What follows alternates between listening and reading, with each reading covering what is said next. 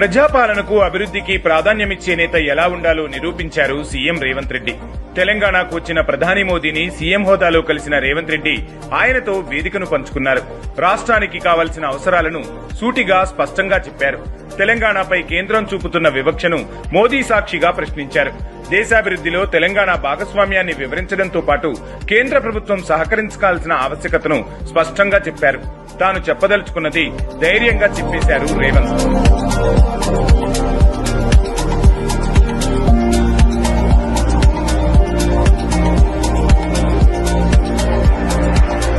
రేవంత్ కూడా ఎక్కడా రాజకీయ విమర్శలు లేకుండా అభివృద్ధికి సహకరించాలని కోరారు. అదే సమయంలో పెండింగ్ ప్రాజెక్టులకు అనుమతులు ఇవ్వాలని విన్నవించారు. సీఎం రేవంత్ ప్రసంగిస్తున్నంతసేపు ప్రధాని మోదీ ఆసక్తిగా వింటూనే ఉన్నారు. ఇప్పుడు ఇదే అంశం హాట్ టాపిక్ గా మారింది. తెలంగాణ సీఎం ప్రధానితో వేదికను పంచుకోవడం అనేది దశాబ్ద కాలం తర్వాత జరగడమే ఇందుకు కారణం.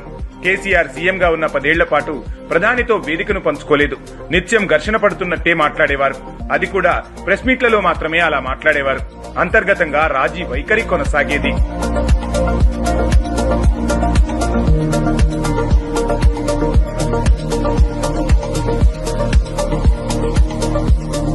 కేసుల నుంచి స్కామ్ల నుంచి బయటపడేందుకు ప్రాధాన్యమిచ్చిన కేసీఆర్ రాష్ట్రాభివృద్ధిని విస్మరించారు.